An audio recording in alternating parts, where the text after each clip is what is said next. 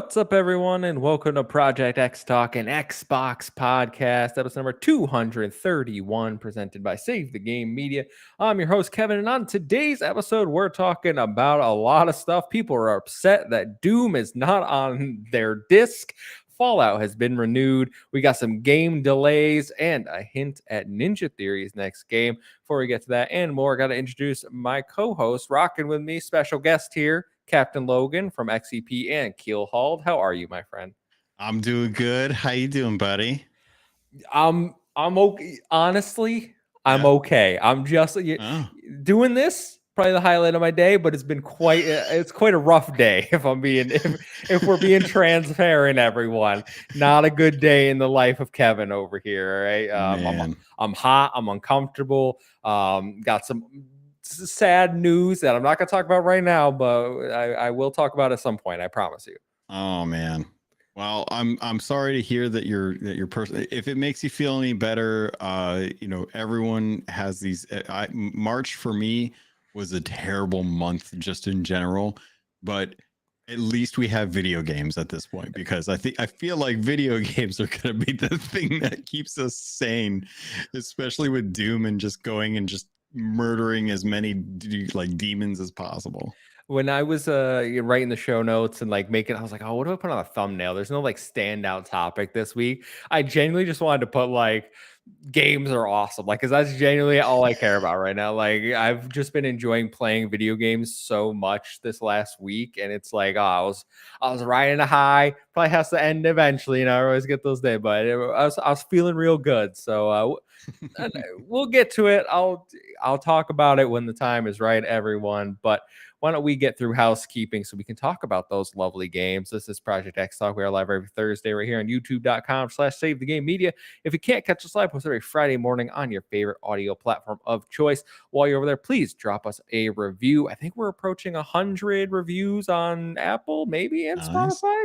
So one of Nice. those, if you could help us there, that'd be appreciated. If you want to support us even further, get early audio access to all of our content and exclusive bonus shows, head over to patreon.com/Save the Game Media. Choose the tiers right for you, like our current supporters. So thank you to Todd Oxtra, Alpaca Tom, Rick Davis, Silkenit, Lee Navarro, Dave Harp, David Hotright, Lillian, the Xbox Expansion Pass, Marcus O'Neill, Brendan Myers, aka the Winter Gamer, Nikolai at Night, Fabulous Brianna, and Brianna's mom. Thank you all for your support. That is housekeeping. Quick, easy, done. Logan, gotta know, what have you been playing, my friend? I can't really say what I jumped into recently because of an NDA, but I am playing a game for review for XEP. But outside of that, man, I have actually been on a bit of a hiatus from gaming. I think I've been playing a little bit of Sea of Thieves, but I went on a trip to go see my girlfriend, A Chick in Chat, and also to see Metallica at a concert. So I've been doing music lately. But I guess if I had to call out anything, I got sucked back in with a spring sale for World of Warcraft, and I really hate them for that, because it happens like once or twice a year. Like I'll get that itch to jump into the content. So I got my MOBA fix in. I feel like my month is just about played out, and honestly, I got Star Wars Outlaws that I bought on sale. Good game. I got Indiana Jones I need to finish. Good game. Doom the Dark Ages just came out. Like, there's so much gaming like right now that it like Claire Obscura. Like, there's so, and all it comes back to is like, if I played Heroes of the Storm yet today? No, I should probably do that. You're the only person I ever hear talk about Heroes of the Storm. You know that? Like, I genuinely thought that game was dead for years, and then mentioned it. You mentioned it. I was like, okay, still around. Dude, they just released a patch today. Somehow, somewhere, they got like the janitor. He found the key to the dev room, and he's just in there like quietly typing away like little balance fixes and stuff for the game. And then like someone will come by and he'll have to shut off the lights to make sure no one thinks that anyone's actually working on the game. It's hilarious. He's like, no, nobody's in here. Listen, whatever you enjoy, man. I know a lot of people have been jumping into WoW lately, and I have no idea why, but you're not the first person. I think a lot of people got caught on this sale. Yeah, yeah. It's something about World of Warcraft, man. I love the story, and Freight Conductor's bringing it up now. They're bringing player housing to WoW. So like for the Final Fantasy 14 folks that have been like, oh, we've had player housing for years. Yeah. This is really exciting for World of Warcraft people for like the last 20 years. Who's like, I just want a house where I could put stuff up and say I did that, and that's all So that matters. I played World of Warcraft a bunch in high school. Yeah. Like I was really into it. Like I got the first, I want to say like 4 expansions, and I would play like Mhm. nightly. Was in a guild doing raids. Like all my friends. It was funny because my friends convinced like, "Come on, you gotta play." And then like I started playing, and then I feel like 2 months later, none of them were playing, but I was still Yeah. sitting there like, I Yep. gotta go. I was a tank. I was I don't even remember. I was the cow person. The Tauren. Yeah, I was the Oh, Tauren. Yeah, that's a good and way to go. to this day, anytime there's an electricity move in a game, I yell thunderclap. So WoW has had a lasting impact on me for sure. That's hilarious. I think it was a lot of people's like first MMO, and because of that, the groundswell of like background knowledge for a lot of gamers on PC back then, like in 2004, it was like an accessible thing for people to like jump into a MOBA or an MMO. So it was like, baby's first MMO really kind of taught a lot of people like this is what it is to kind of play with 40 other people Mm-hmm. in a raid where they're like, yeah, you should you should probably not stand in fire, and that still is a constant problem to this day. Silking it in chat. Tauren Shaman main here. Hell yeah, let's go. Cow people rise up. I was always an undead warrior until they came out with Death Knights, and then I switched over to a Death Knight, and then they came out with Demon Hunter, and I just kept on that edgy trail for the rest of the time. I mean, we never really outgrow the edginess, we all like to pretend we do. But when the new metal hits, we're all there, you know what I'm saying? Well, I'm glad you've been enjoying life, enjoying Metallica. Who opened for Metallica? It was a full festival, so it really kind of started off throughout the day. It was the last day of the fest, but I got to see Chevelle. Seen Allison. them 3 times. No, really. Yeah. It was pretty good. It was a little different than what I was expecting. I was kind of hoping that they would like kind of full throated sing a lot of the songs, and they kind of fell back a little bit, but it sounded good in person. And Allison Change was supposed to be there, but they had a sickness, so they dropped out for a band called Beartooth, which was pretty good. Heard of them, yeah. And let's see, Ice Nine Kills was there. I'm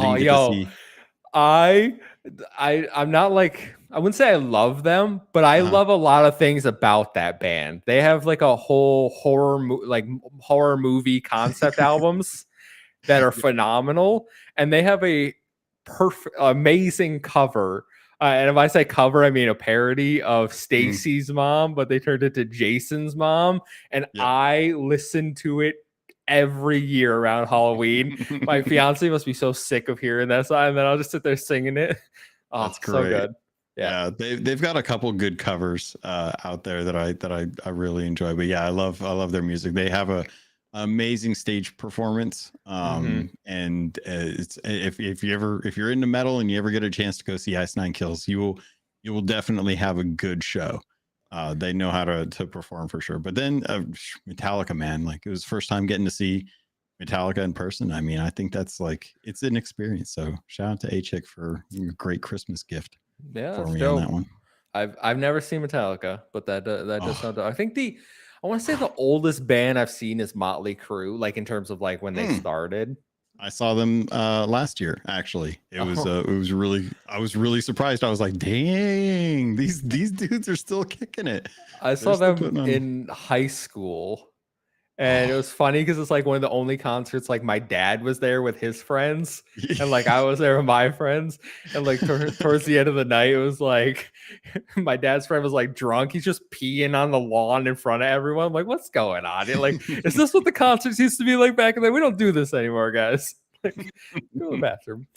That's awesome. Yeah, it was a good show. It was nice to get to see Metallica like before it gets too late. and because I missed out on like Linkin Park, like I never got to see Same. I Chester never saw. Yeah. in person, but you know, I feel like James Hetfield and Kirk and them are all still kicking it, so I'm down. Absolutely, absolutely. Well, let's transition back to video games. So you got some stuff you can't talk about. I have been playing a lot of games. So I was kind of in a funk. I rolled credits on Expedition 33 like 2 weeks ago, and like Mhm. I had a little issue with my hand where I was like, oh, I'm in pain every time I tried to play games. So I took a little break, and then nothing was really hitting. Tried hopping into a few things. And I was like, I think I just want to go play more Expedition 33. So I went and played about 12 more hours of it in the end game, just because I was like, oh, the combat feels so good. It's so satisfying to hit these parries. There's a lot of end game content that isn't just like, oh, it's filler stuff. Like full blown cut scenes, full blown story details afterwards. And I'm like finishing off bonds with my party members. And this is after me and Sam Heaney here recorded a 2 hour plus spoiler cast. And then I'm sitting there, I'm like, I think I need a part two. Like I have more to say about the game now. This is ridiculous. Like my whole world was just blown open with some of the things I'm seeing in this post game. So really phenomenal game, Logan. And I know you're not usually the turn based guy, but I think you did a preview for it. Is this one Mhm. still on your list to check out? It is, yeah. I genuinely do want to jump into Claire Obscura, because I think it's just one of those games, man. When I played through the preview, I was surprised at how much I enjoyed it. My only issues is I don't know if I'm smart enough for and I'm blanking on her name, but she's the third character that you get in your party, Mael. Mael. And her system is like just a step above like my intelligence level. So Mm. like I'm like, cool, I understand like the gun and the arm and stuff, and I understand like the healing and stuff, like the elements, like I get that. And when it's like you have to change your stance, I'm like, yeah, but why? Like, why can't I just stay and so I'm looking forward to it. I'm a little nervous about like some of the complexity behind the systems. But the music, the gameplay all feels amazing, and the atmosphere is amazing. I don't know when I'm going to find time. I'm still trying to figure out when I'm going to finish Indiana Jones. I'm Hmm. still stuck in Giza. Oh wow, you're wow. You got like Oh half no! a game to go. Yeah. Sorry, I forgot. I did complete Giza. I moved on to. I finished the best part of it. I'm now past the part that Silkenit loves the most. But I still need to finish that game. I still need to get in there and actually like finish that up. So. Yeah. Indy's good. I think the last area is probably my least favorite in Indiana Jones, but like Mm, overall, it's they have one of those best boss battles in that last area. I will say though, that's oh, yeah. that's Um, cool. no, but yeah, Expedition 33, I can't speak highly enough. I really do think people should experience. I say it has such a fantastic world, soundtrack, unique combat system that can draw people in. And for Mael, wouldn't worry too much about it because most of her moves tell you after you use this move, she'll go to this stance. So you can Yeah. kind of like figure that out. I will say the two characters you get after Mael, I didn't use them because they have way more complicated stuff going on. That like Mm. one is like a random wheel that's like every time you use a move, the wheel's gonna spin, and then some like I'm like nah, we're not doing that. Then the other one's like you got to deal with the moon and the sun, and she's gonna stack stuff, and I'm like I can't be bothered to like I just can't. I can't do. I'm gonna stick with this Yeah. guy and the mage chick and my L, which is honestly like most team comps are pretty viable. So like you can find strategies, especially if you look online. Like people are breaking this game, like hitting Mm. for millions upon millions of damage. That's so funny. That's cool. Yeah, I genuinely hope that this is something that people are like talking about at the end of the year, because it's one of those games that really took what I think a lot of people love about turn-based games and just RPGs in general, but gave it enough life and action to draw in some of the outside folks. It's one of those things where when I look at like a Souls-like game, and people are like, "Oh, you have to be like parry perfect on this or Hmm. dodge perfect on this," and I'm like, "Yeah, but could you put something in that was like make it a little bit more accessible for folks, because I think people would latch onto it if they did. And then I hear like the arguments like, oh, okay, well, you've got Elden Ring where you can just go out level everything, and it's like, bro, I know I know I grew up on World of Warcraft and killing boars in Elwyn Forest for friggin' Yeah, you hours did. to get levels so I could make it into Westfield. I get that. I 100% understand. I don't have the time for that kind of stuff with these games anymore, man. I can't just go out level my character in Elden Ring because I'm too bad at Souls likes to be able to do this. So it's like I look at those and I'm like, maybe we could just like learn a little bit about how to kind of infuse certain genres with a little more accessibility for folks, where it's not required, but it does give it a bit of a flair to have fun with the game without having to be like a diehard of the genre. It's funny because people are posting articles or in like doing Twitch streams now where they beat Expedition 33 without parrying just to prove Oh, that it can be done. yeah. And they're like, yeah, you're gonna like get hit a lot and take some damage, but like you can get there. Probably Yeah. gonna take way longer too, but yeah. That's awesome. I love that. Yeah, freight conductor in the chat. Didn't somebody go through and beat the game almost never pay? Yep. Yes, they did. And I assume it won't be the last time. Well, apart from Expedition 33, I have been playing Doom the Dark Ages. Nice. I am on level 8 out of 22, so I'm almost halfway through the game.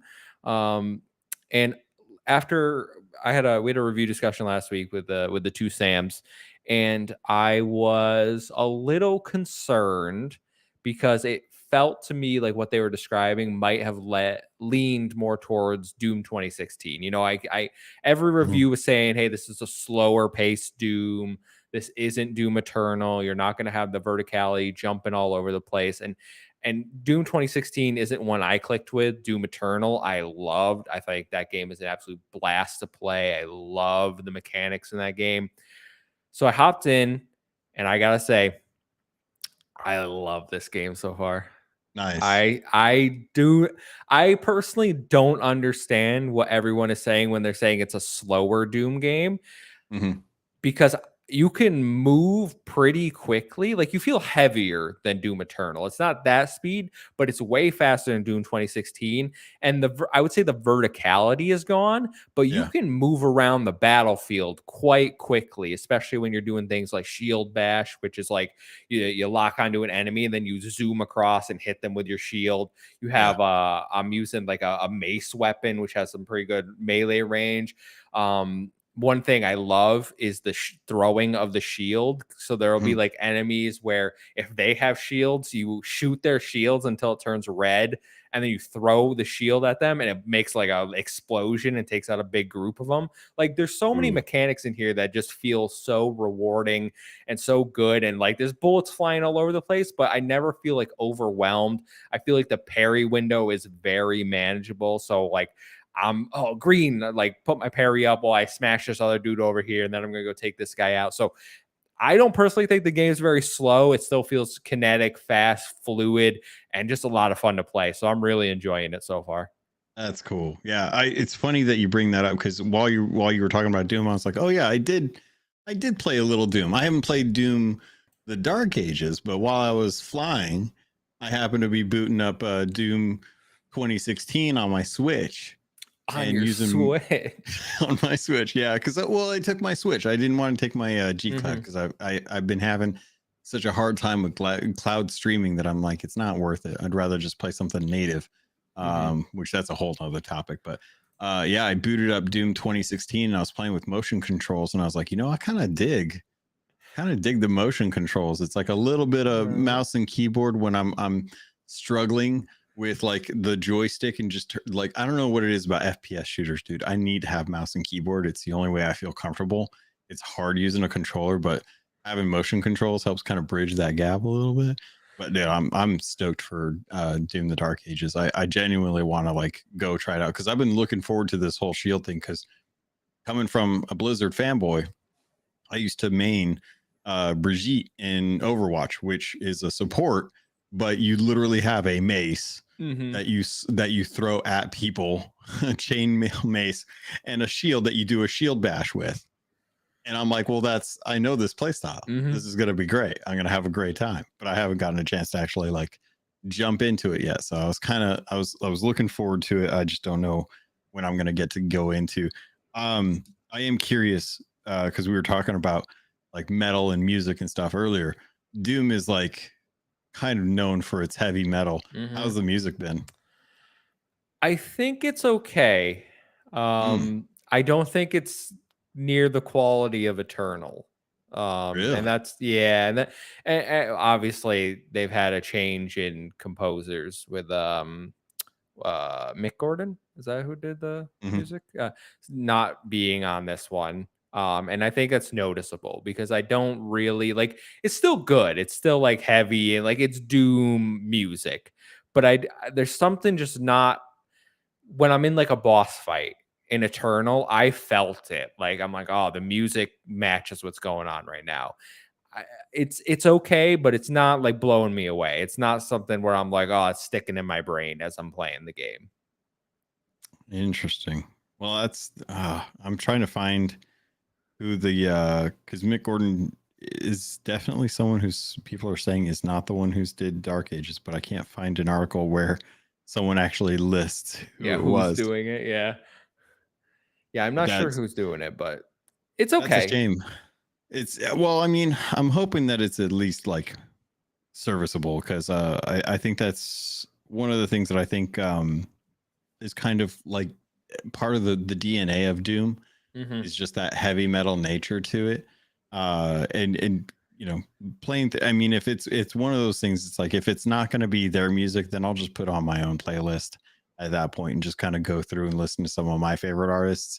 Kind of take me back to the old Xbox days when you could load up your own Burn your soundtracks, your own albums. CDs. Yeah, I'd start playing your own music during Crazy Taxi or something like that. You know, it's like worst case scenario. I have a workaround, but I genuinely am curious to hear like what their soundtracks like because that's just kind of like what I look forward to with Doom games like that. I had like the first 3 Breaking Benjamin albums burned to my Xbox and like was just playing Halo 2 and like good times. I love those. Shout out to Xbox for having like easy access to Spotify on the Series X because it's like I'll put that on from time to time when I'm playing something if I don't like the music of what I'm playing through.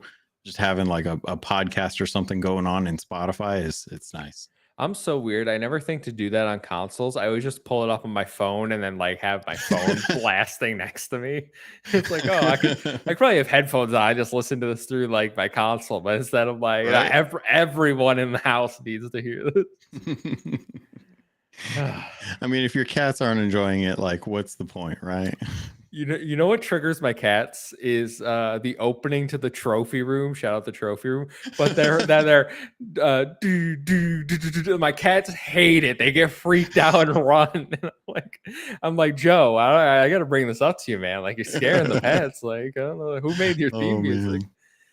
man. I'm gonna have to try that out. I'm gonna have to put them on and see what my cat does to react. I've gotten my cat trained now to recognize like when the TV goes on, that there might be a squirrel video coming up for her. She doesn't know. She's got to wait to find out. But I'll have to throw in the trophy room and see how she reacts to it. My one cat loved watching me play Little Kitty Big City.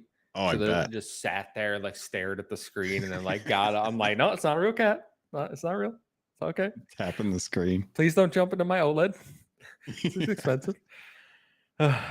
All right. Well, that's all I've been playing. I'm excited to finish Doom, and then I don't know what I'll play after that. We got a little bit before the Switch 2 comes out, and then I'm going full force into Switch 2.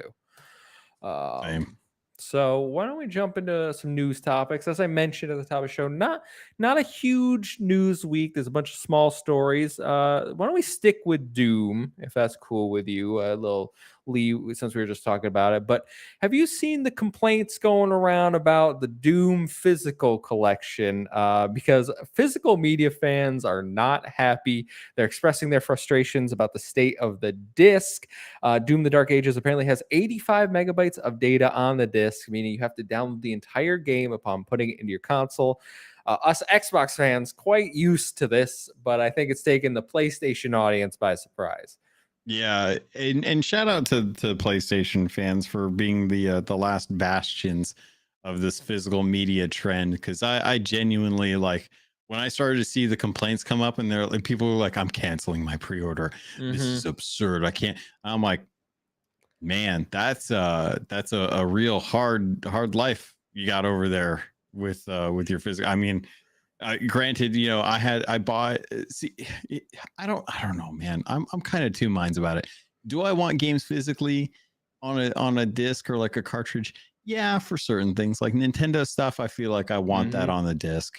Just because I can pop it in and actually play it without like an airplane mode. But if I'm going to be at home, hooked up to my Wi-Fi, I feel like I'm good, like I don't really care, if the games become inaccessible over time, chances are I probably played through them, and if I didn't, that was on me. Hang on to the hardware or something like that. But it's a shame that people are still having like these frets about like what's going to happen to games as far as like games preservation. And always comes up as like one of those arguments and stuff, and I totally get it. But I feel like at this point, if you buy physical and expect the whole game to be on there without like verifying that ahead of time, I feel like you're really kind of setting yourself up for disappointment, because I don't expect physical to have the whole game on there ever anymore. In fact, the fact that Nintendo's been announcing that they're going to be putting like a disclaimer on the front of Hmm. the actual case that it's just going to be a code on a cartridge. The fact that they're putting that out there and people are upset about that, I'm like, dude, they've been doing this for a hot minute. It's not like the first time that they've been shipping games without the game on the cartridge. Yeah, I mean, listen, I would rather have a cart that makes the download or a disc that makes the download than just a download key in a box, because at least with the cart and the disc, you can resell it. Like there's still Yeah. value. So I think that's a good compromise for the companies that like, hey, we don't want to put all the data on the disc because those discs or carts might be more expensive to manufacture than opposed to the cheap ones that you can just throw a little bit download key on, right? Um, in terms of Doom, I've also seen the people saying, "Hey, I'm canceling my pre-order. Or this is a deal breaker." And I would just say to those people, like, one, kind of get a grip. If this is your biggest issue in life, like, what are we doing here? Yeah. Just I've never understood the position of, oh, if there's no disc, I'm not playing it. I brought this up when Alan Wake 2 was digital only for a while, and they eventually got a physical release. But like, why would you deprive yourself of a fantastic experience and something you want just because you can't have a disc when ultimately, like, you're playing on the same console at the end of the day? I just think it's a silly mindset. I know there are people that will probably push back on that, but I can't get behind that stance. Yeah. Um, yeah, no, you can go. I think at the end of the day, we really like best case scenario for consumers. Yeah, we get every game available physically and digitally at the same cost or a discount for digital, and the entire game's on the disc, and there's multiple discs if that's what it takes. Like, the only way that's going to happen is if that's something that is legally mandated by government to Mhm. tell companies they need to do that for the sake of digital rights. But this is a world where the government doesn't even understand what cloud is for the most part. So, like, are we really like their acknowledgement of what technology level is at is just slightly above Nintendo's. Like, they've figured out voice chat, like Zoom. Like, they understand how to Zoom. Nintendo Mhm. just below that. They're just barely creeping up on that. We haven't gotten to the point where at least the United States government is figured out how to protect digital music rights or digital media rights for consumers in a way that tells companies they need to start investing more money into physical media or offer ways for digital content to be everlasting and preserved in a way that can be accessible for all time, which seems easy considering they have servers up for all time anyway. So i I hope that at least in this instance people will wait. They will, say like, hey, I'm not going to buy the physical version until it's used or cheap. Whatever satisfies the desire in your mind that you Mhm. can justify it. But at the end of the day, for me, I don't care. I have it through Game Pass. I'm not even paying for it directly. I'm getting Same. it through Game Pass. So I'm just going to install it on my BattleNet launcher and play through the game without having to ever actually buy it because I'm part of a monthly subscription. And if that makes me a bad guy, I'm fine being the villain. That's fine. You don't own it though, Logan. You don't own That's the game. right. I don't care either. You know why? Because I'm gonna play it. If I actually do play it and complete it, then I can at least say, cool. If not, I'll play through a little bit and then be like, well, I got some money out of it, but I didn't. That was the Game Pass price. I don't need to own everything. The only people that I think the wanting it on a disc or a cart argument holds up for are the people that don't have access to high speed internet, and that is more rural areas. Like I know even in New York here, there are Yeah. places that don't have access to any form of internet. Like I've had Yeah. coworkers that are like, "Oh yeah, where I live, we don't have an internet provider," and I'm like, "What are you talking about?" Like no one will come service us, and I'm just like, so what do you do? Like you can't Yeah. stream anything. Like what do you do when you go home? I don't understand. And Yeah. she's like, oh yeah, let's go to the library to like get a hotspot or something. I'm like, oh, it's so those people, I get it. You need it. That's the only way you're gonna be able to play games because you don't have online. Yeah. The other people, data caps, because there are people in the United States where it's like, hey, Doom is I think 70 gigabytes or something. Like I don't know how much data you get per month, but if you're spending all on one game downloading it, I get that. But if you're not in one of those two groups, just get over it. Personally, get over like digital. I know you can resist all you want, but digital gaming, especially from the Xbox ecosystem, where I think last year 90% of the games were digital. I assume that's only increasing more and more. They're now the biggest third-party publisher. They're going to do their practices, which means digital based games. Like they don't want discs, even if you're on PlayStation, even if you're on Switch. Like they want to give you whatever gets you the game cheapest to them. Yep. And that's at the end of the day, I think for most people, it's not going to be an issue because like a majority of gamers, they're going to be pretty casual. And I think the folks that want to have it physically, like on a disc, are genuinely like those die in the wool kind of like collectors. They want to be able to have like the full package, and I can understand that, man. It's definitely like a way to go about things, but raising stink about that online isn't going to change anything. It's not going to really impact it. It's a small minority of voices, and I think even like Freight Conductor said, sometimes it's just people wanting to make noise for the sake of making noise.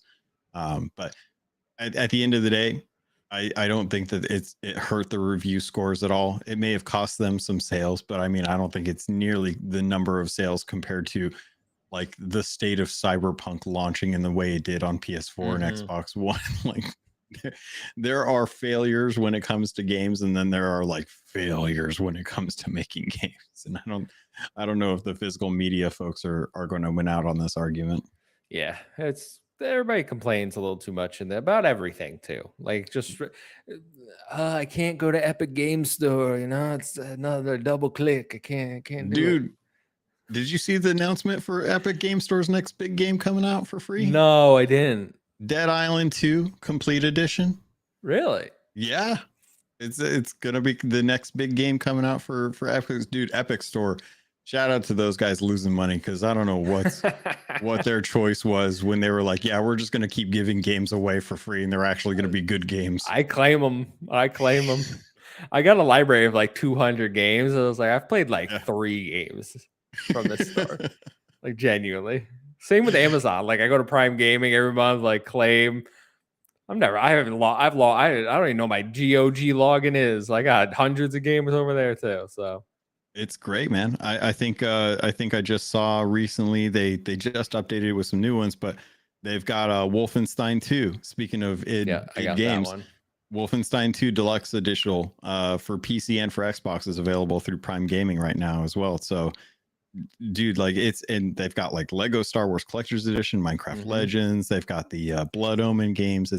it's amazing, like how much free games you can get. And I'm loving the when they put the Xbox and the Windows version on Prime Gaming, because like if it, I would love for it to be play anywhere, but the next best option is give me a code for both of them, so that way like I just have it no matter what. Like that's what I claim both of them, and now I just my library keeps growing and growing. It's awesome. Same. I'm doing it right now because it's so easy. My GOG library has so many like complete franchises for games that I've never played and I probably will never get a chance to. But it's like, dude, if I want the Biosphere or the Bioshock stuff, yo, I was just gonna bring. I'm pretty sure I own the entire Bioshock collection and the remastered trilogy on like 4 different PC storefronts because I just keep claiming them. Yep. It's insane. It's almost like games don't actually like. I got Mafia 2, Mafia 3 for free as well too. So it's like we got the trailer for Old Country coming out, and I'm like, well, maybe I'll go check out 3 because I never played them, but I know that's like the most recent. This came in handy earlier this year when I was like, oh, I got to prepare for Outer Worlds 2, and then I was like, oh, I'll go play Outer Worlds, and then on Game Pass they only have the base edition. I'm like, nah. I had the Spacer's Choice on my Epic account, and I was like, I'm playing here. Yeah. It's almost like consoles are getting the short stick and PCs where it's at. It's weird. You know what's annoying is that PS Plus, I'm pretty sure, has the Spacer's Choice edition. So I'm like, what are we doing? Why does PlayStation get the good version? I don't. It's so weird. Why can't I play Call of Duty Vanguard or Cold War on I have Game Cold Pass War on PS Plus. It's so weird, dude. I don't know how these deals get made, but it's insane. But I don't know, man. I feel for the collectors out there who want their physical stuff, dude. Because I mean, I got a box full of Funkos. I understand what nostalgia pain feels like. I hope that they get some kind of like bone to be able to feed on. Because at the end of the day, like I don't think it's going to get any better. It ain't. I think the days of physical are slowly going to be relegated to like limited run games, and even they've been like, we don't want to. I don't understand why everyone like. Listen, if you like your limited run games, fine, but like genuinely, like, oh, I'm gonna order this, and then 18 months later, you might get it if you're lucky, and then you're like, oh, I forgot I bought this 2 years ago. You mean you aren't like preciously clicking refresh on your account to see like did it ship yet? It's just no point. It'll ship in 2 years when they get around to it. I'm not a limited runs fan. I gotta say, I think it's great what they're trying to do, but the actual like time frame, like it's kind of pointless when they take so long to do it. Yeah. I'm constantly reminded like companies like that and like Loot Crate used to be cool at one point, and then they just haven't quite been as cool as much anymore. Yeah, Loot Crate, forgot about them. Cool stuff.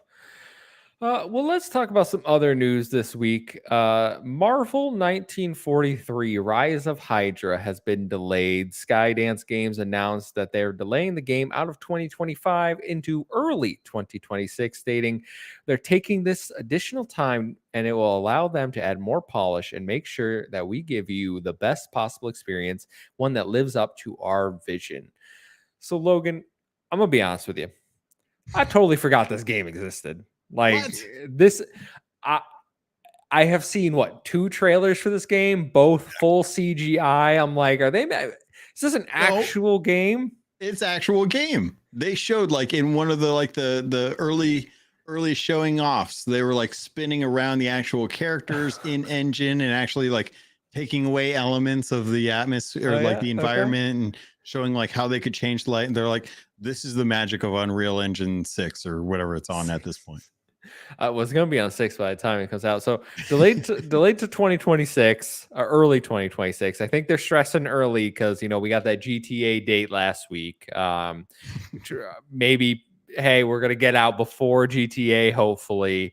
I don't really have much excitement for this, despite being a huge Marvel. I'm a huge Marvel fanboy. I love Marvel. I go see all the movies. I'm still in on the MCU. By the way, Thunderbolts, everyone, go see it. freaking It's really good. amazing. Oh my gosh, Really so good good. movie. I That was love that funny. movie. But Dude, the end. Oh, I don't even want to spoil it, but we got to talk later about the ending. yeah. Oh yeah, we can talk offline about it. Yeah, for sure. But what's your excitement level? Marvel 1943. Dude, I want to play this. It looks cool. You know, Black Panther, Captain America, 1943, like World War II kind of era. Like, I never ever actually anticipated this game coming out in 2025. That was not even like on the Fair. docket of like possible games to even draft. So them coming out and saying like, oh, it's going to be 2026. I'm like, if you guys are good for 2027, I that's kind of where I'm expecting you to show up, because I haven't seen like anything coming out outside of like the little bit that they've already shown. And I'm just like, I'll, it's like Wolverine. I will be there when it comes out. Oh I'll yeah, I'm be there there. for Blade. Mm-hmm. The Wonder Woman game I think got canceled, so it's It like, did. we're not going to get a Wonder Woman game, which sucks because that would actually be probably better than 1984. I'm at this point, if they call it polish as opposed to we're just actually trying to finish the game, call it whatever you want. If it's pushed out to 2026, I'm not too worried about it for this year. There's already a bunch of really good games slated for this year if they're not out already. So like, that's cool. You take your time, make it feel good, make it feel really, really interesting. Because I think the last game where I got to throw a weapon and have it returned to me that felt really good was God of War. Mm-hmm. And if they can make it feel as visceral as playing like Kratos with the Leviathan axe, give me that Captain America game and have me go out, taking out Nazis. 100%. I'm there for it. Take your time. Doesn't have to be a rush. Doesn't have to be the best game in the world. I'll take a 7, but it's one of the. I will legit take a 7. 6 is okay. 6 is a little bit below where Little I low, think little it low. should be on Game We have Pass. standards here, okay? Yeah. We can't just be like walking around admitting to playing 6s, can we? No. I do all the time, Gungrave Gore, I get ruled. I am so okay with having games that are not like showcase pieces. Like, I'm totally fine playing like games that are great but just not doing anything too unique. With the Captain America game with like Black Panther and stuff and his crew during that time, just tell a cool story. Just give me a cool story in that world. Because dude, I was watching, I passed out, but I was totally watching First Avenger the other night. And movie. like last night I tried watching Endgame and passed out again. Great but movie. those are like comfort food movies for me, where I'm like, I love watching these films because they're set in a certain time and they take part of like a certain like time frame in the Marvel Cinematic Universe. It's really cool. And I think they could do really, really well with the Captain America game. I just don't want them to feel like they need to rush it to get it out at any certain point in time. So it's like, after GTA launches, you want to tack on an extra 6 months onto that and give some buffer.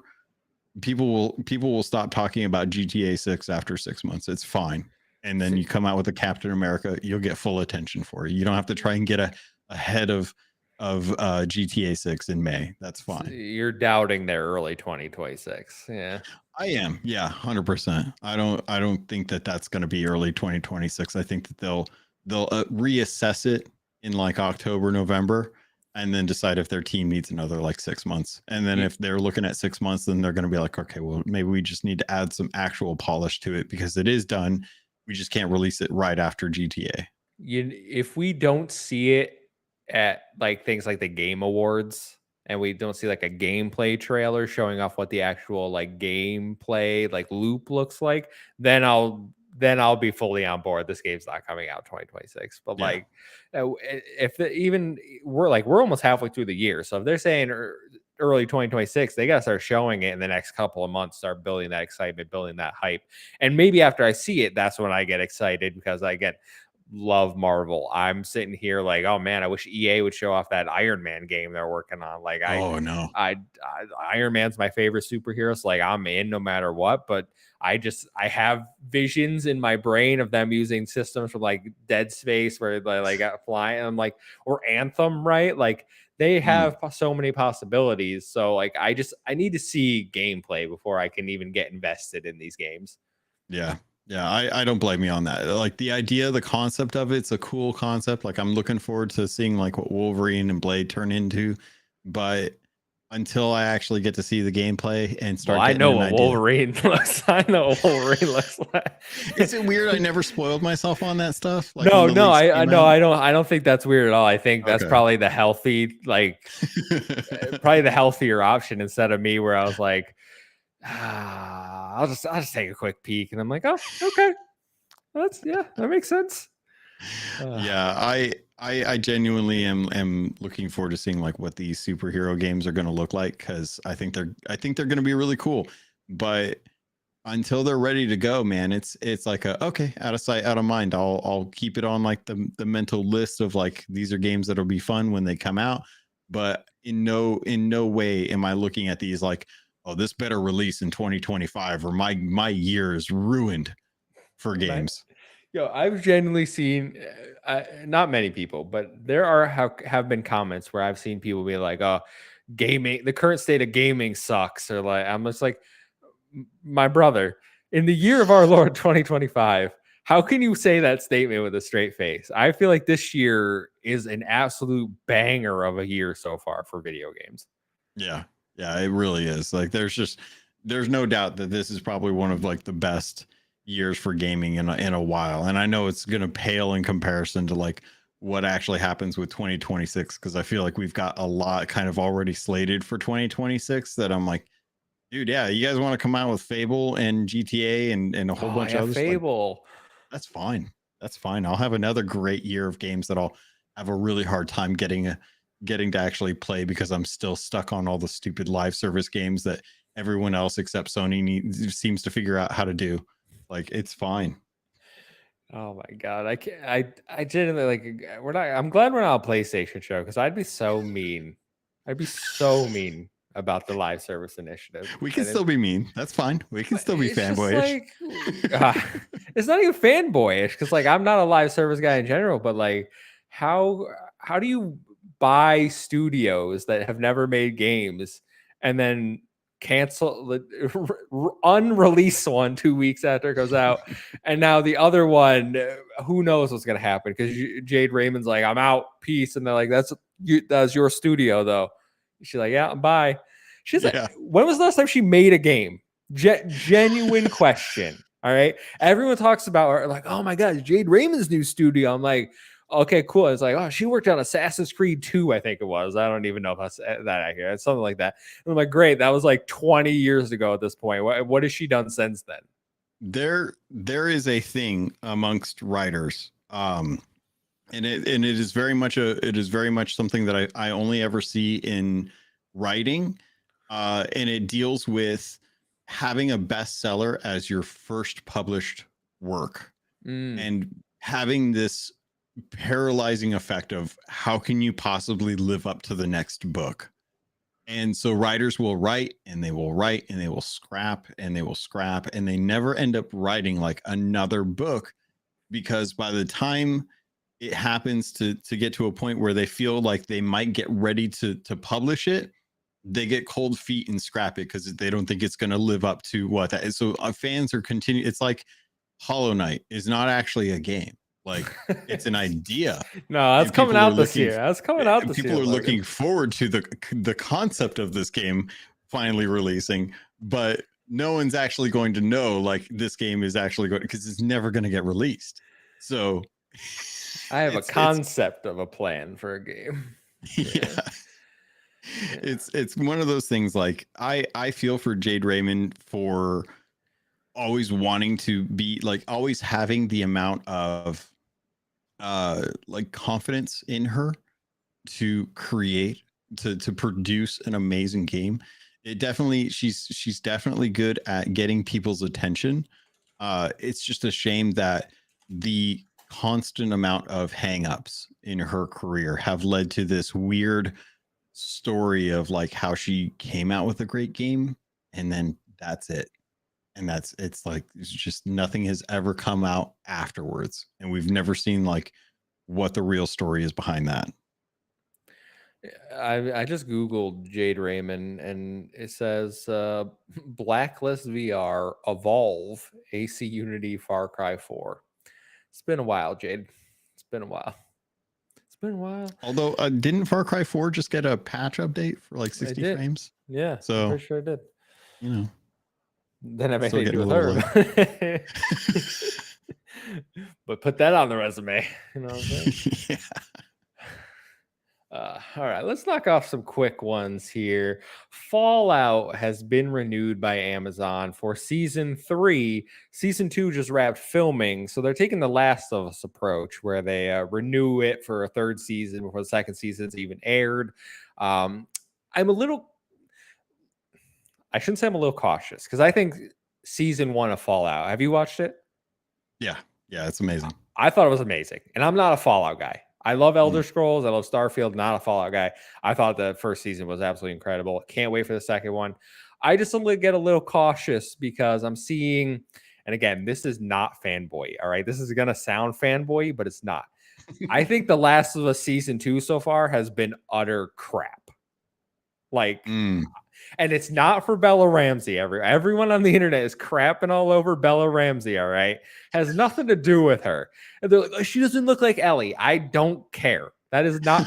That is the least of my issues with The Last of Us season 2 so far. And like, I think the game, the part 2 is decent. Like, I don't think it's as good as the first one, but they are just butchering this game.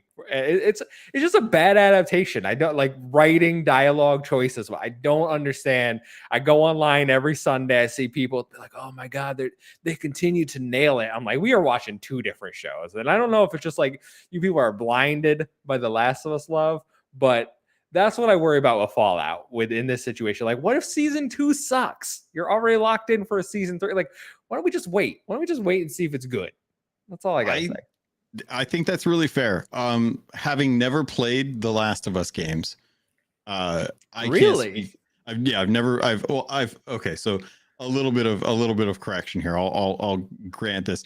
I've played up to the first bloater in the first game, and that's it. Like I got to the high school gymnasium, and that was the most I've played of that game that I can remember. If I have gotten further, I don't remember it because I 100% could have blanked it out. But I know very little about the story for The Last of Us. And even I am kind of like, there's weird issues that I have with The Last of Us season 2 compared to season 1. Because so far, the season 1 I felt like was really, really well done. It was. I had no clue what the story was going to be, Fantastic. but I was really impressed with it, especially like the second episode. The third one or the second season, kind of so far. When I look at Fallout and I see kind of how they led up into the second season with the ending series there, I'm excited to see how that goes. The idea of it being greenlit for a season 3 shows the confidence in the producers and Amazon in what they were showing, or what the directors and stuff were showing them of season 2. So if the money people are sitting there looking at season 2 and they're already like, you know what, this is really good. I think we're safe to green light season 3.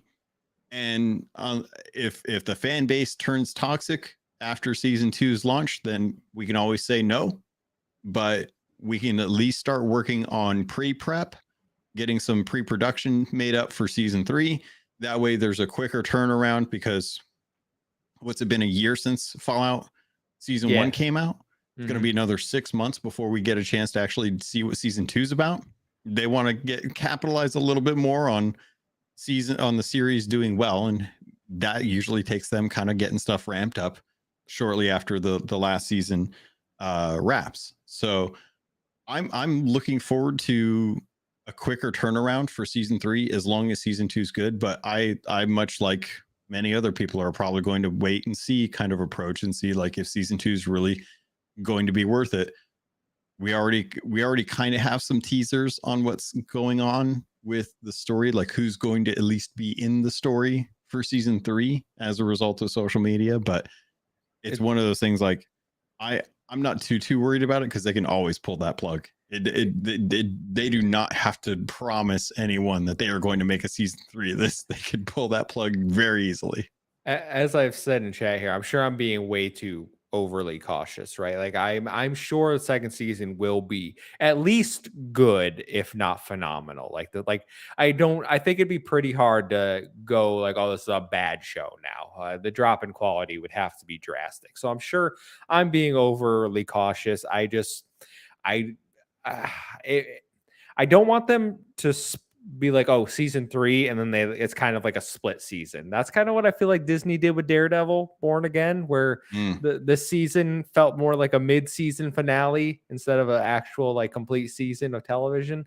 So that's really all my I just issues with the way TV production is, but that's a whole different thing, right? Like it's almost like there's strikes or something going on. It's weird.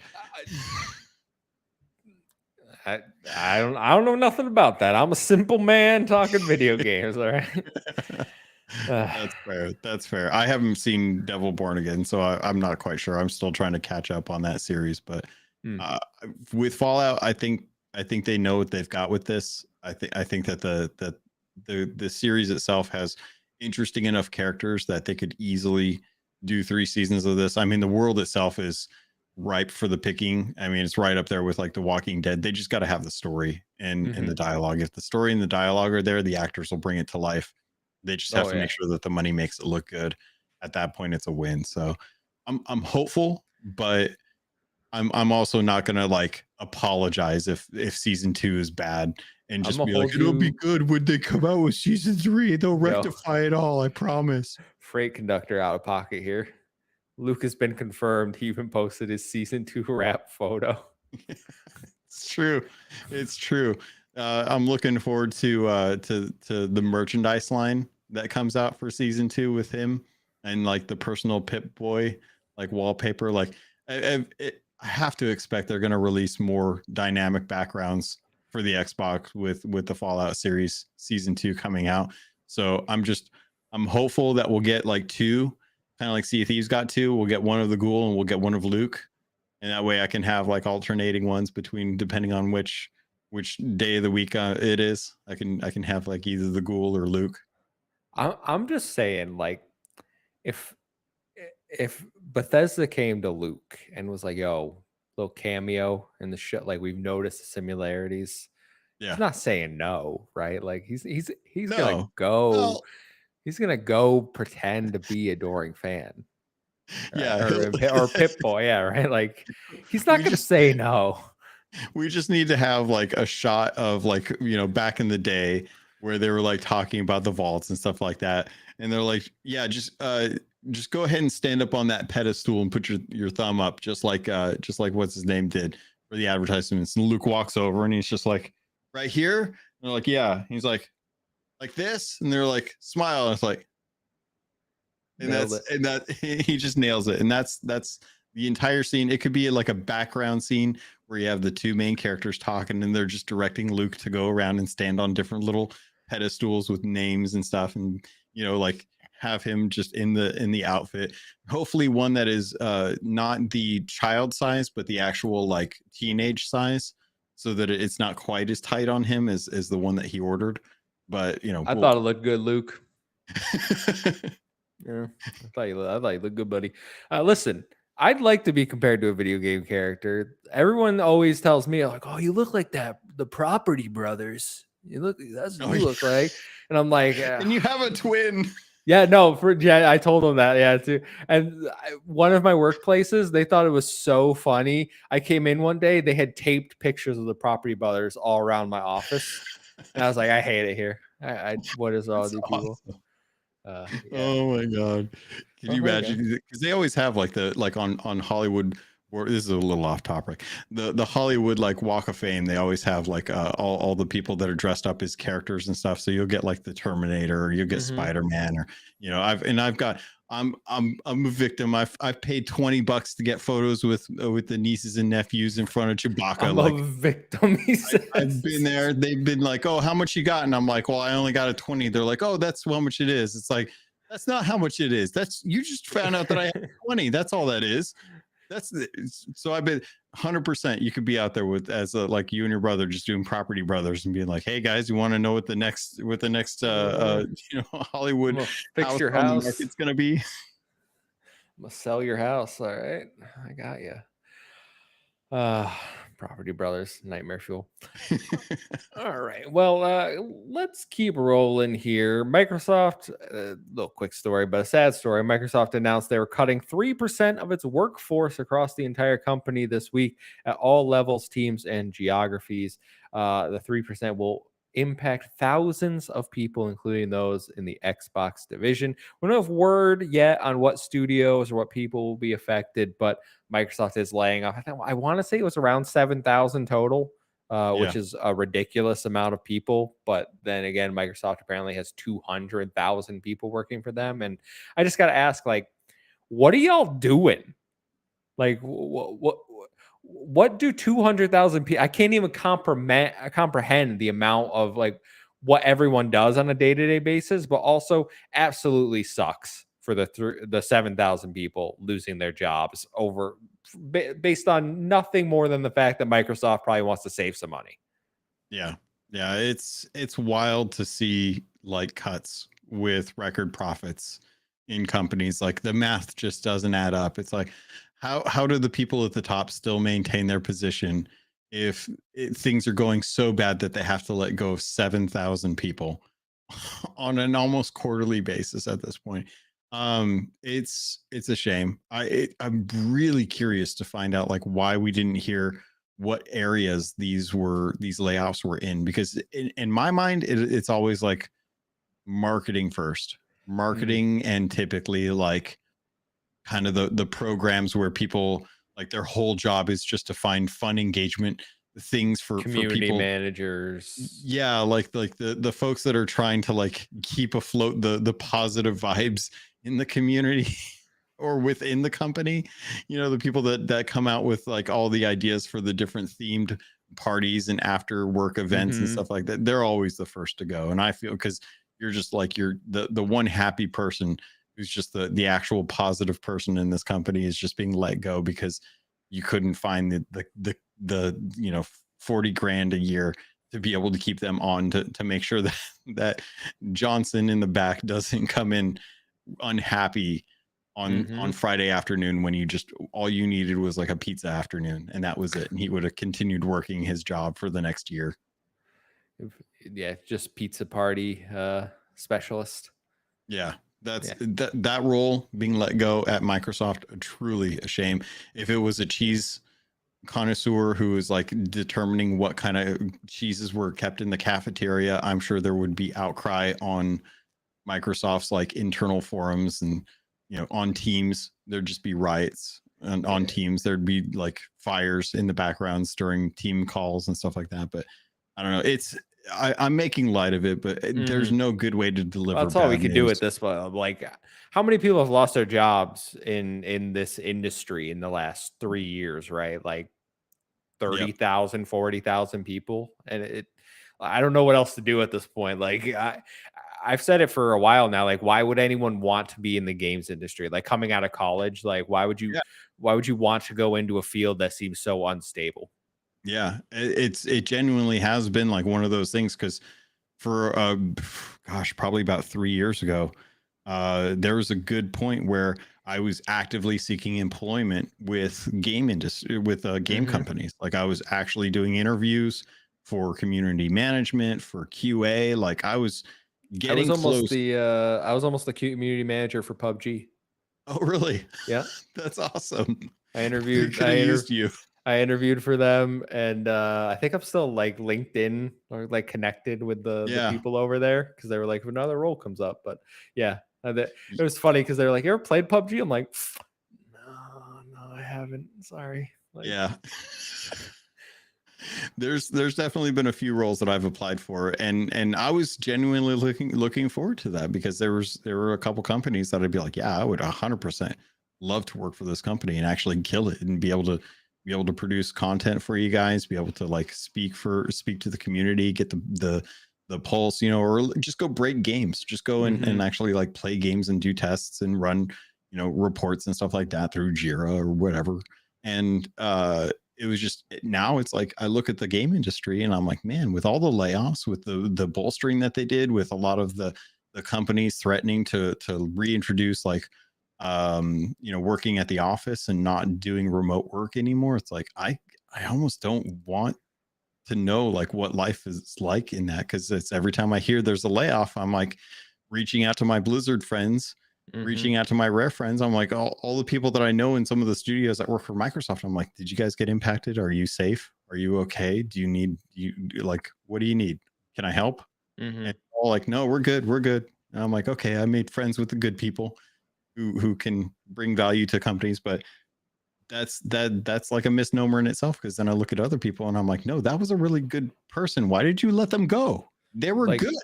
like we talked about me and Sam talked about a few weeks ago, the Apex Legends designer who like, oh, Yeah. that's my character, and then they got fired the day after the character came out. Yeah, I 100%. One of a couple of people that I know over at that work on community management and stuff for Apex Legends. I was checking their Twitter feed and they're like, I'm safe, and I'm like, good, because I don't want to have to try and help find you a job. I don't know like how I'm supposed to go about that, because it's wild. I feel so bad for folks that are just getting laid off, and it's like companies are starting to do stuff that are a little bit shady, as far as like, oh, we're going to need everyone to start coming back into the office. It's like, why if it's remote work? Is it working? Are you just trying to push people out because you don't want them working for you anymore, so you're going to cut loose the people that don't want to return to office? Like, what's the deal here? Why are you cutting so much? It feels like you guys are still making a decent amount of change and investors seem sated, so why can't we just keep these people employed? It's weird. They have to justify the building they bought or the building they lease, all that money. Oh yeah. I've been told it hurts the local economy if we don't rent buildings for $500,000 a year to fill with people that could do their job at home. Yeah. Well, best of luck to everyone impacted. I'm curious to see what teams at Xbox actually are affected when that information comes out, which I have no doubt will be soon. So let's go on. This one was just for fun. November 2025 is the 20th anniversary of the Xbox 360, so it's coming up this year. But the celebration already began this week. May 12th, 2005, marked the reveal of the Xbox 360 on, get this, MTV of all places. I vaguely remember watching this reveal because I was seeing the pictures and I was like, I definitely watched this. And I definitely remember MTV having some weird. It was kind of back like when Spike TV used to do the Game Awards, right? I remember all these weird times where I'm like, why were video games treated like this? We had G4, right? Like an actual dedicated network that had some good coverage during E3 and like some good shows. But a lot of the times you had like these other random networks that would come in and be like, we're breaking, like, here's The Rock with the Xbox. It's like just random stuff. And this was one of those for sure. So looking back, like obviously 360's anniversary is coming up in a few months, and then 360 still the most successful console Xbox has ever had. But just a fun little tidbit I wanted to reminisce about. Yeah, it's wild to think, because the 360 was completely lost on me. Like at this time, I was genuinely like hunting for a roommate in Arizona to fill in a lease or take over a lease for the apartment I was in, before finally I gave up and moved up to Alaska like the following month. So between like 2005 and like 2007 and 8, I didn't even know that the Xbox 360 was a console. It wasn't until I went over to my buddy's party one night and him and someone else were sitting there playing Gears of War. I was like, bro, what is this? This isn't World of Warcraft. And they're like, it's Gears of War. And I'm like, well, this looks awesome. Can I jump in? They're like, yeah. So I jumped in. I was like, oh my God, this is amazing. I have to get one of these things. I was like, what is this? And they're like, it's a 360. And I'm like, that does not help. And they're like, it's an Xbox. And I was like, oh, dang, they made another one. And they're like, yeah. And I'm like, that's cool. That's cool. I'll have to keep an eye out for that. And then I eventually got one, played through all the Gears games, and I was like, oh my god, I'm so hooked. Yeah, Gears was my first 360 game. I remember getting I got my 360 for Christmas. My grandma tried to sneak it in the like she got like in the morning. And then like we woke up and like saw her bringing it in, but we like ran back to our room because this again, I was like 12 or something. Uh and so then me and my brother, we just played Gears of War. I think we like almost beat the game, if not beat the game that day on Christmas, because we are like, thanks for the Xbox, and then like never saw us again. And I think it was also the same Christmas my dad got like an HD TV for the first time. So like Oh we were man. playing on the CRT in the bedroom, and he's like, "Bring it out! I want to see what this 720 looks like."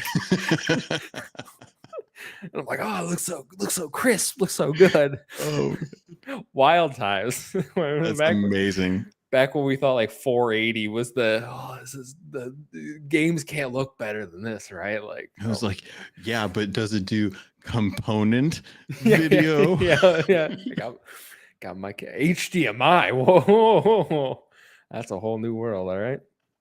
It was forever before I figured out what HDMI was. Like HDMI had been out for a long time, and I was like, wait, this is what? Yeah. The screen is house. Wow, that's Mhm. cool. This is way better than DVI. My when I got the Xbox One and it was HDMI, I was like, what?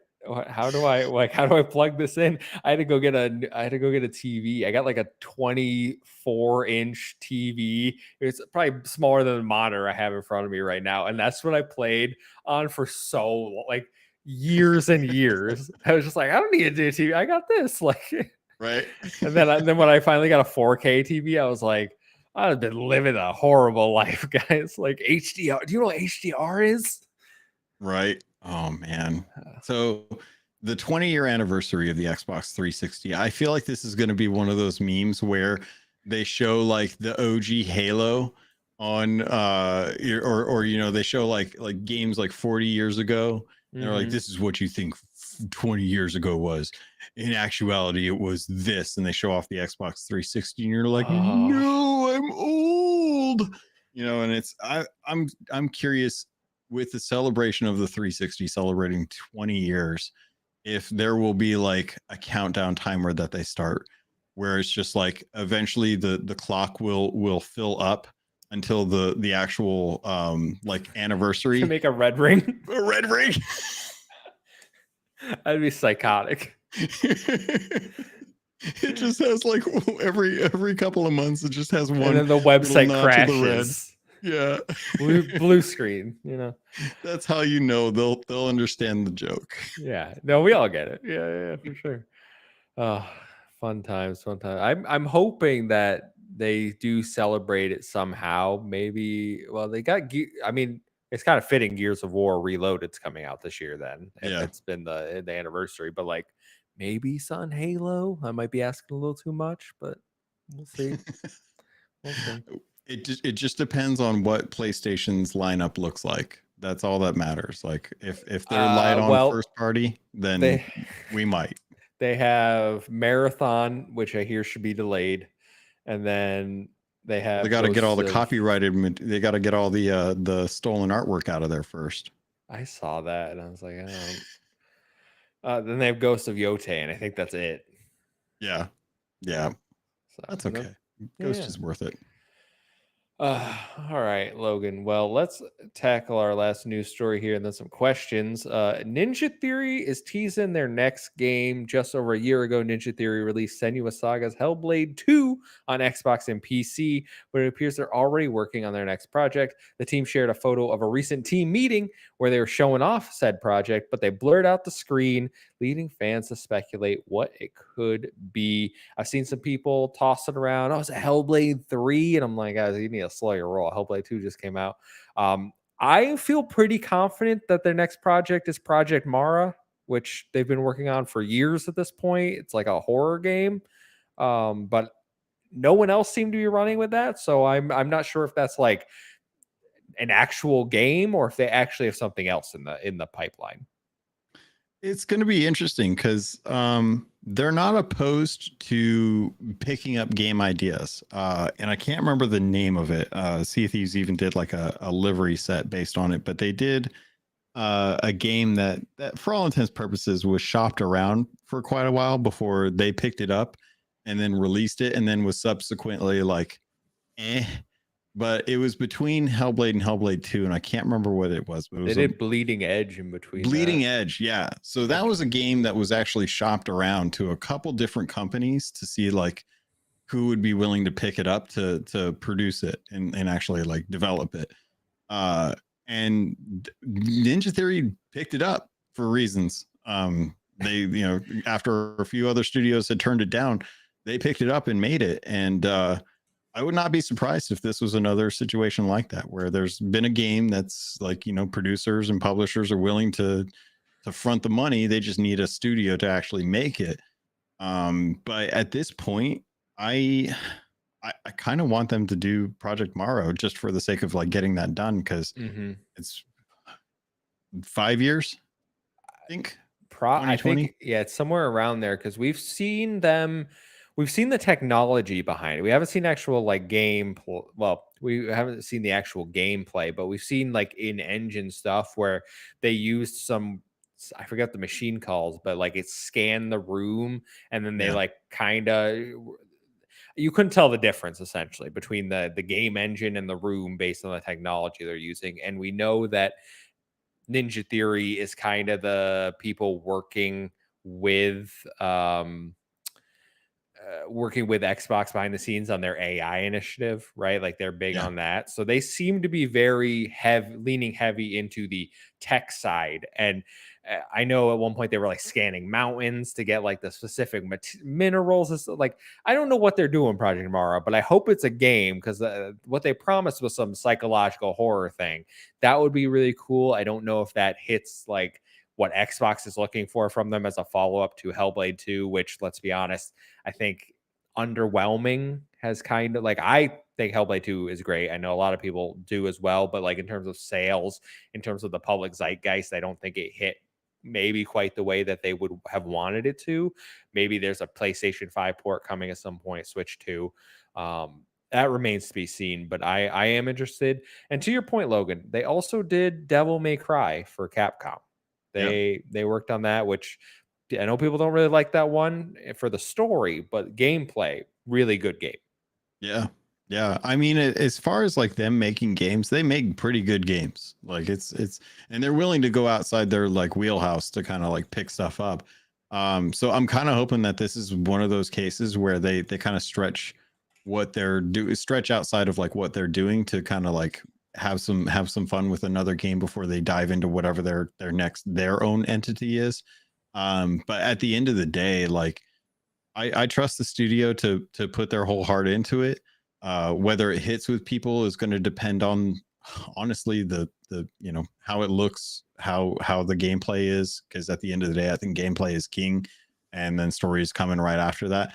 If Microsoft learns anything from Bethesda or ZeniMax Studios, I'm hoping that they'll learn how to market games for once, because at this point, I think, like, dude, have you seen the stuff for Doom? It's amazing. Like all the marketing and stuff they're doing for but Doom. like Hellblade had like an ad on the side of a cliff. And, that's true. Yeah.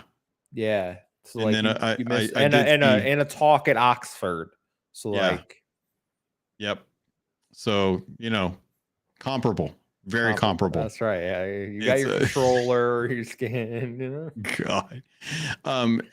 I think whatever Ninja Theory does, they're talented people.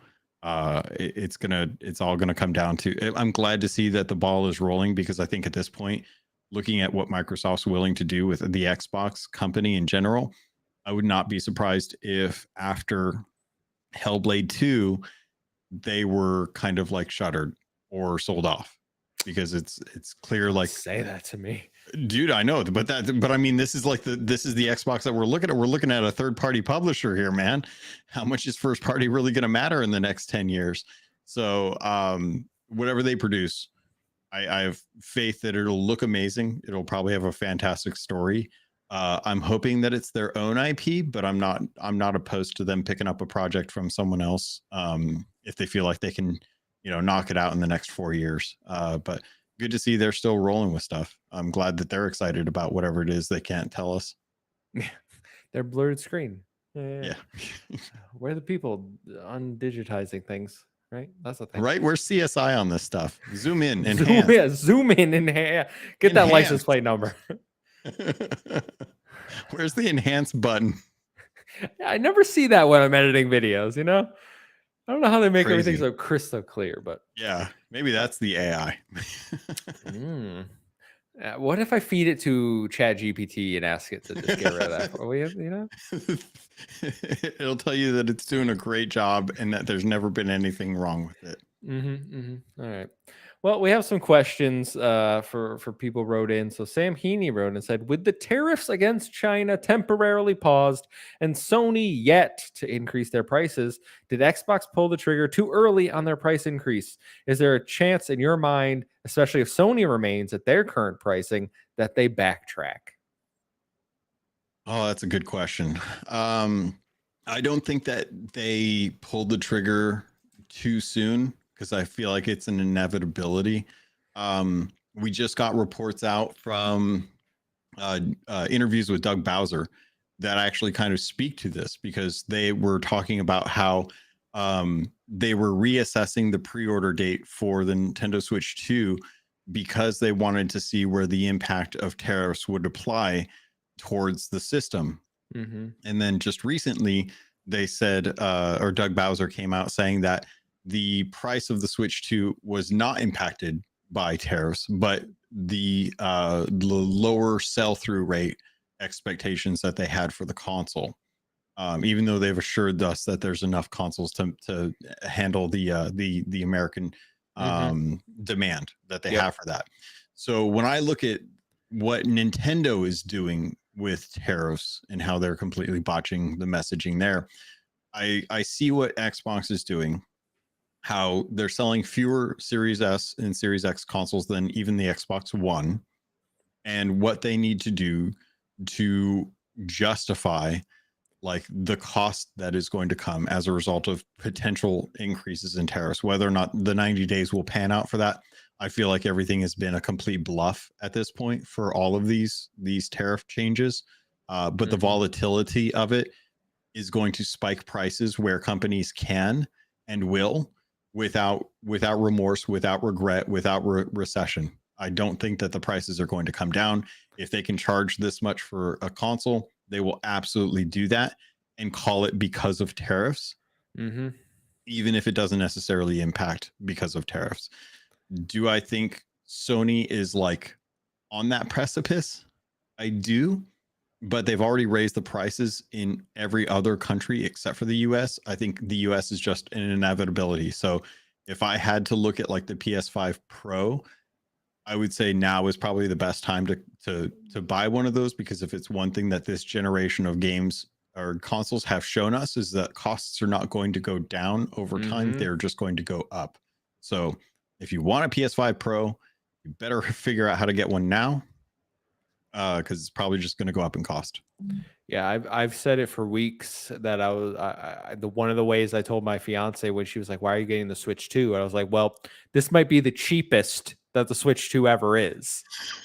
So like better to get it now than wait." Because her whole thing was, well, we can wait for a sale. And I'm like, well, I don't know if those exist anymore in the gaming space for consoles. So that was one of the ways I justified it. But so the tariff is down to 30%, and it's the 200 whatever is paused for 90 days, right? So it's not completely done. We've been told, and this is going to get a little political, but we've been told, oh, I got tons of deals done with other countries, right? Like I'm going to announce them. We can announce them at any point, and they're not announcing anything. Like I'm not hearing about the tariff deals. I'm not hearing about all these fantastic things going on. So I'm a little skeptical that the 90-day pause won't really amount to all that much. Love to be wrong, but we also see like not even just console manufacturers and tech spaces, right? Like Walmart, there was a big report today that they're going to raise all their prices because of tariffs. And I'm like, but why? They're paused now. Why? What's going on? So like, I don't know. I don't pretend to know what's going on with the multi-billion-dollar corporations. They feel like they need more money. They're going to pass that on to the consumers. I don't think there's any chance that things get backtracked. I think Xbox has set this price much like they'd never backtracked on the other inflation related ones. I expect PlayStation to follow suit as soon as they start to get low on their current supply. Yeah.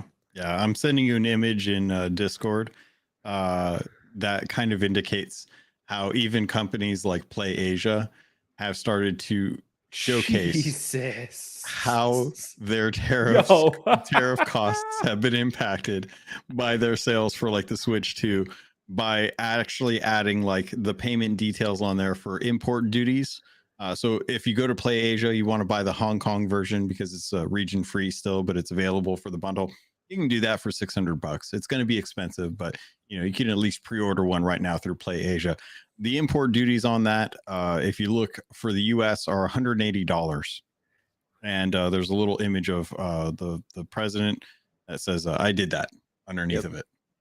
So, which I'm pretty sure may cause them issues in the future. Not a lawyer, not gonna press that any further, but it's kind of wild that I think this is going to be a cash grab for a lot of companies who are going to try and figure out either ways to get around the tariffs or are going to raise the costs early to try and buffer any potential that these are actually going to go through. What this means for gamers is I would expect hardware to be heavily impacted and physical to be heavily impacted. And in a world where games aren't even being really put on physical as much anymore, these could potentially be the thing that pushes us over the edge from physical to digital. And completely. Of course, they'll lower the price of the digital version because they don't got to make the disc, right? That is a fantastic dream, and I love the world that you're living in. You can invite me to that any day of the week. I'll bring the ice cream.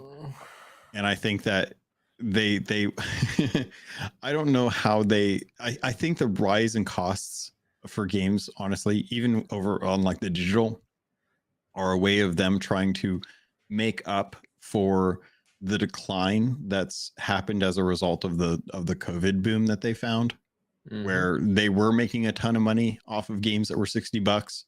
Now they're not. So now they're like panicking to find out like how are they going to recoup some of the costs for the investments that they made 5 years ago.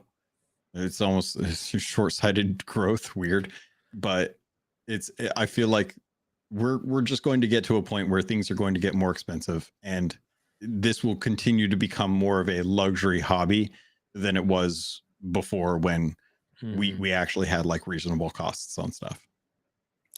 Yeah, well, so Freight Conductor kind of has a question that followed into this, saying, with the price increases and announcement of Gears going to PlayStation, the whole community seems to be very negative on the future of Xbox. How can Xbox turn it around in regards to the hardware/features and bring back confidence to their platform? Is it too late?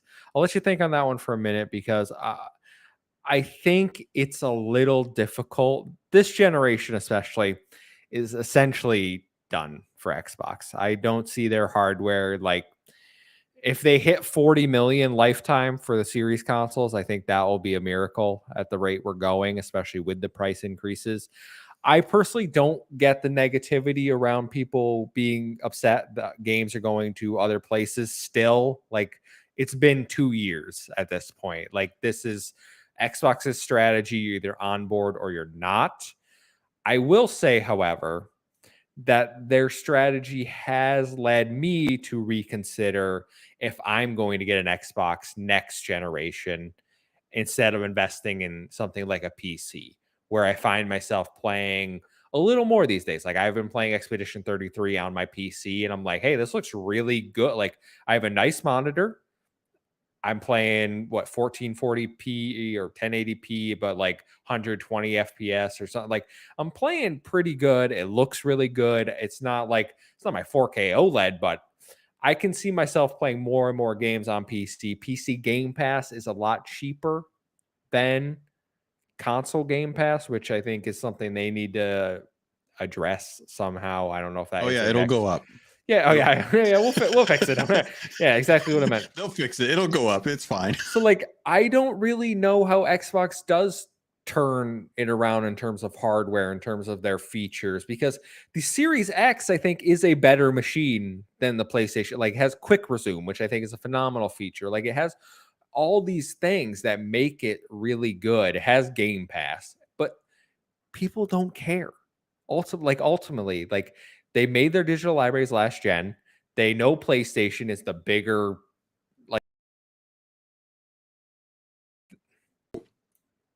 I don't know what happened there. We reloaded. They know PlayStation is the bigger version or the biggest person in the space, and that's kind of just the default what people go to. Like I told this story, but like my fiance's sister, their family, they have Switches and they have a PS5. Never once have I heard the word Xbox come out of their mouth. It's just not in the mind frame of people, and they keep trying with Play Anywhere, which I think is a great feature again, but I don't think it's enough to sway most gamers to their side. Yeah. As far as the community being negative about the future of Xbox, I think it's founded. I don't think that fans of the hardware should have faith that Xbox will continue to serve them in the same way that they served them in the 360 era, the same way that they turned it around with the series, with the One X, with the promise of the Series X, and introducing the low entry price point for the Series S. I don't see Xbox moving that way. I see Xbox giving one more generation of hardware to fulfill their promise of like what they've already got built up when they first like, because once the Series X came out and the Series S came out, that team didn't just like take a break for a couple of years. They immediately started working on the next generation and how they were going to suss out like the power, the components, all of the engineering that goes behind what it takes to make a console. And we've already seen them kind of pivot a little bit with them trying to introduce the handheld market with working with Asus for the ROG Ally in their Xbox version as a stopgap between their handheld and what they want to get on the market to try and facilitate like people playing on Xbox as an app, as an ecosystem, the same way people do with like Steam, the same way people do with Epic. It's just they want to have their store be a store where you can get access to anything, and worry less about where their hardware is, because I think this Series S and Series X generation showed that we are not in a marketplace where people are buying multiple of the same console. They're typically buying one of each. And most people generally have one good TV and one console under it. And if they're going to go for that, they're probably going to go for the one that has longer legacy with better naming conventions and stronger exclusives. And that's going to be either Nintendo or PlayStation. And at that point, I have to look at Xbox and I'm like, we are the niche. We are the ones that look at the features, that care about those features. Most people play their single player game or their free to play games, and they don't care anything about like how much they're capturing, how long they can capture for. You know, does it matter that they have multiple games started up at a time? No, they probably have a disc that they get up and they walk over and they reach down and their back creaks and they pull out the disc and they put it back in the little case, and then they reach the other disc and they put that one in, and then their back creaks and they go back and they sit down on the couch, and that's their life. But if Xbox were to do something for this, to be the positive, I would say that they would do well to continue to produce hardware, to innovate with the features through software on their OS that disrupt the conversation around what a console should be able to do, offer multiple platforms on their hardware, like we've seen Teases with the partnerships that they've talked, like hinted at with Epic, and then eventually hopefully getting Steam onto an Xbox. I think those things could all be ways that Xbox stays in the marketplace, disrupts the marketplace, so that people aren't just blinders on, it's Nintendo or PlayStation, and we actually get competition in the market, where at present it feels like it is lackluster compared to what Sony's doing, how they're succeeding. Even if they have slowed in sales, they're still the clear winner of this generation when it comes to hardware sales. There needs to be competition on the market. I would say that Xbox could do well with what they've done with the Series X if they just continue down that path, but they have to figure out how to sell consoles. And a lot of that's going to come down to what games are available and how well they market. And if it's more powerful for cheaper, that's a win. People will buy a console if it's more powerful and it's cheaper than their competitor, if the games are there. Well, the games are Xbox. The problem is Xbox's games are everywhere. Yeah. So yeah, it's hard to sell. It's hard to sell a console when your competitor has their games and your games. And I've heard people say, well, that's their plan. Like with Steam gets PlayStation games eventually, and I still need someone to tell me how the financials make any sense to have multiple storefronts on a console. That's a different conversation, and I've long ranted about how I maybe Xbox is willing to take that loss leading position. Maybe they have some way to work out a deal with Steam, but like just from the industry I know, you sell a console at a loss, make money on software. Like it wouldn't make sense to have another platform where everyone goes buys the games on that platform. You don't get any of the revenue, because why would Steam be like, hey, just go to PC, buy it, and then come play here, right? Like there needs to be some way to make that make sense financially. And again, I don't think we'll ever get those answers, but it does seem every rumor indicates Xbox is going in that direction with their hardware to try to make it more enticing to consumers. And it is enticing, at least for me, and I'd hope so for other people, to hear like, hey, you have your Xbox games, you have your Steam games. Like we made a PC, but it's a console. And my ultimate goal, and I've said this for a long time, they've hinted at this, like that this is where they're going, even with things like calling it Xbox PC, right? You're talking about the OS improvements, that universal library that they've been talking about, right? Like you have your games across no PC, Xbox, handheld, cloud, like your library is your library. You can play them wherever you want. And that is ultimately like the goal I'm looking for. Like that is the number one thing I want from Xbox right now. Yeah. I think that, seeing them start to add mouse and keyboard support to xCloud through console is them showing like, look, we understand that everyone has their particular input. The nail in the coffin for Xbox, I think, is going to be the day when you can grab your DualSense or your Nintendo Pro controller and pair it up to your Xbox and start playing your games through that way. Like I think that's when they're probably going to be like, all right, hardware, we don't care. It's fine. It's just the venue for your concert. You just you come here to listen to your player games. It doesn't matter what it is, and the brand fades off into the distance. But I genuinely think that they are going the same route as the way they do with their surfaces. They have their main line. That's the best way you can experience their software is through their hardware. But Windows is everywhere, and Microsoft and Office are everywhere. So they will continue to support hardware. It's not going to be their main driver, but it'll definitely be a way for people to, if you want to, buy the software with hardware that's designed best to run it. And that's going to be their play. And I think everywhere else is just going to be an app that you click into or jump into to play the games that you have as your digital library, whether it be on a handheld, whether it be on a home console, whether it be on a PS5. Like PlayStation is going to have weird kind of rules on what games or like what's accessible or what's available or what's exclusive through their, like they're always going to have that. But if you can get people to adore like what Xbox produces, then there is always going to be a subsect of people who will be there for the hardware. And I hope that Microsoft at least plays into that, knowing that there are folks that will always bleed green, and just giving them a console that's on par with what the current gen is will be enough. And it doesn't have to sell thousands or millions, it doesn't have to sell hundreds of millions, but it does need to be something that reinvigorates the community that support them on a regular basis and just gives them that.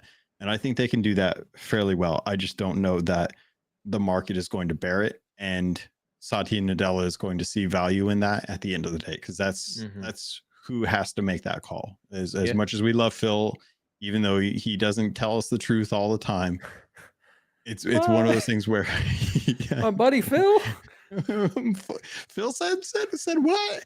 Yeah. At the end of the day, he has to answer to Satya Nadella, and Satya Nadella right now is all about AI, and I don't think home consoles are their big leader right now. So Phil has a lot to prove to Satya about why it's worth keeping Xbox as a hardware focused console manufacturer. Yep, for sure. Well, we'll see what happens with the future of Xbox. It's gonna. I guarantee you, we don't know. Like, it's gonna be vastly different than what it is now. I will say that. Yeah. All right. Easy one. Ghostly Guides wrote in, says, do you guys think Halo's coming to PlayStation this year? No. I think Halo will get a remake, and that'll be when it comes. Yep.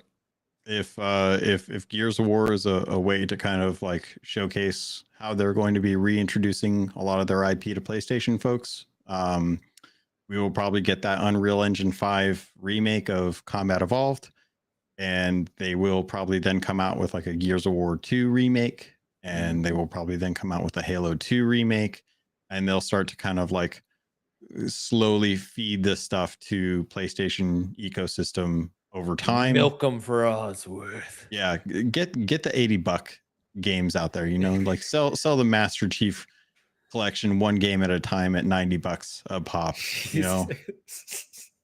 There's milking, and then there's whatever you just described. Oh, I'm sorry. Did they not release the Last of Us 1 and 2 complete bundle special deluxe edition recently? Did they not sell like the comprehensive game of the year versions of The Last of Us 1 and 2? Because I was pretty sure they released another version of those for their fans. I believe in my short, when I talked about Gears of War Reloaded, I said they're taking the Last of Us approach. They are remaster and a remaster. It apparently sells, so they know Gears is good for it. Gears is a good enough franchise to be able to handle that. So do it. Go ahead. Fleece people. What do we care? We're all just numbers. All right, Logan. Last question. Terrible wrote in, says Game Pass PC has grown by 45% since last year. Where'd you get that number? Do you think Xbox will increase the price of Game Pass PC, or do they see this as an opportunity to keep that momentum going? I think they will do it till they see saturation in the market. And then they will eventually see it. I think when there's more value add to PC Game Pass, where they're offering more of like the consoles available or console availability for console exclusive content that is just you play with a controller as opposed to a mouse and keyboard, or they somehow figure that out, I think that's when we'll see an increase. And until then, it's going to be the best kept secret that PC gamers will have if they are an Xbox fan. And if you're not bought into years and years of Ultimate like some of us scrubs are, enjoy the cost savings there, because I will forever be hunting down deals on like I can't even think of the name of the company, but there's a code company, CD Keys. Yeah, CD Keys. Yeah, I'll keep hunting down Game Pass codes on CD Keys for like 40% off if I can. But yeah, I think it's inevitable, but I think it's going to be when there is a big shift in what's available through Game Pass PC currently. Well, hopefully that Universal Library comes out and then Game Pass is just Game Pass. They can get rid of all these stupid tiers. Maybe if the next console has Steam on it, they can get rid of Xbox Live and it can just be PC Game Pass. Again, financials. Don't. Why would you want to lose that revenue stream? But maybe you'll make more in the long run if everyone's just on PC Game Pass. I don't know. Make it make sense. But I'm definitely going to utilize PC Game Pass a lot more going forward because it is cheaper. I'll get Ultimate when there's something like me and my brother who I game share with want to play. But like if it's just me, there's no reason for me to spend more money. I'll do PC Game Pass, play it on my PC. And I think PC Game Pass still doesn't like it keeps giving me the $1 deal, and I'm like, I've had this. Like, why do you think I haven't had Game Pass? Like, I've had PC Game Pass, I had Game Pass Ultimate. You just whatever. I'll save money if whenever you give me a deal. But codes for sure. I don't know if I'm gonna take the stacking approach going forward. I'm more on a month-to-month basis now. Like if there's something, I'll jump in. If there's not, we'll decrease that. That's where I'm at. That's how I'm treating the Disney Plus strategy. Oh God, I wish I had done that. I just canceled my HBO Max thing because they were like the $3 Black Friday bundles ending at the end of the month, and I'm like, cool, that's fine. And then after I click cancel, I was like, oh crap, I still have more episodes of The Last of Us I need to watch. Mm-hmm. Damn them for knowing their release schedule so well. I just canceled Disney Plus. And then they were like, "Oh, Brave New World drops at the end of the month." And I was like, "They do this stuff on purpose." They're like, They "Oh, I do. guess I have to keep subscribed for another month because they're putting at the end of the month." Yep. Yeah. The real test of it will be at the end of the year when they're like, hey, you remember that deal that you passed up on and the savings you could have had if you just kept the thing, and you're like, I hate you. I hate you so much now. Give us more money. All right. Well, Logan, extra long episode. It's been a while since I've almost approached a 2-hour mark on a Project XTalk here. But thank you so much for hanging out with me tonight, man. This has made a crappy day better. So I appreciate you. Can you let everyone know where they can find you, my friend? Yeah, if you guys want more tangents and random trivia, I'm co-host for Xbox Expansion Pass. We'll be doing an episode this Saturday. I'm actually going to be available this Saturday. So myself, Luke Lore, and this week is going to be Jordan Midler joining us for Xbox Expansion Pass. Otherwise, if you're weird and you love Jack Sparrow and you want to know about a game that is kind of like Pirates of the Caribbean with its own little rare flavor, I happen to be doing a podcast called Keelhauled, where I cover Sea of Thieves. And this week I'm going to be joined by a buddy for talking about the upcoming season and the season that we're currently in, where we might actually get like placeable cannons. So if you want to throw a cannon down somewhere and start firing at other people, that's apparently a thing that's going to be in the next season. Don't know how they're going to do it. Firing other people. Yes. You can shoot them. Yeah. You can. You can indeed. You can fire yourself. You can fire That's other what people. made me play Sea of Thieves. The initial of them shooting, I was like, I gotta get in there. I gotta fire myself out of a cannon. Right? It's so much fun. But yeah, the game, it's like one of those guilty. It's a bittersweet thing because it's broken most of the time, but when it's not broken, it's really fun. I don't know how else to describe it. If you haven't already, please go check Logan out. And you can find me at the Muffin Mon everywhere. It's a 1-7 I-O and 7A. Follow us at Save the Game Media over on Blue Sky to stay up to date with all of our latest content. Until next time, we'll see you. Goodbye.